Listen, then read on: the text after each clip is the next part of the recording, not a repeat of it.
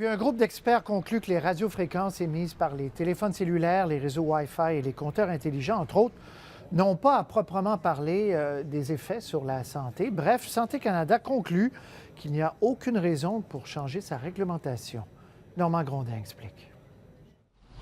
Les opposants aux compteurs intelligents d'Hydro-Québec vont être déçus. La Société royale du Canada, un des nombreux organismes à s'être penché sur les risques potentiels des radiofréquences, arrive à la même conclusion que tous les autres. Ils sont sans danger.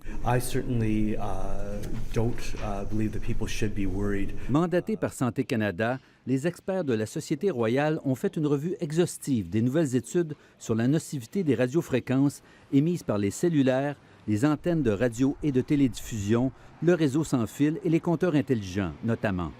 Conclusion, aucune étude ne démontre un lien solide entre l'exposition au niveau de radiofréquences permis par Santé Canada et des problèmes de santé comme le cancer du cerveau, l'infertilité, les troubles de mémoire ou de sommeil et même ce qu'on appelle l'électro-hypersensibilité.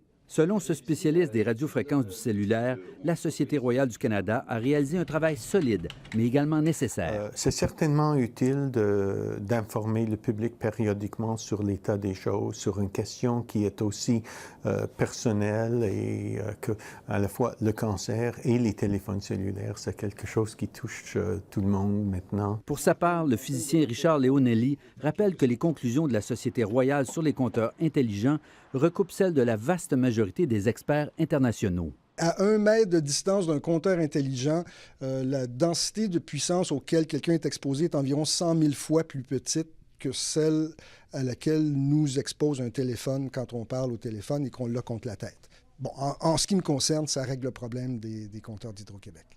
Indirectement, le rapport de la Société royale du Canada envoie quand même un message très clair à la quarantaine de municipalités qui réclament maintenant un moratoire sur l'installation des compteurs intelligents. Dans ce dossier, la science et les scientifiques sont contre eux. Ici Normand Grondin, Radio-Canada, Montréal.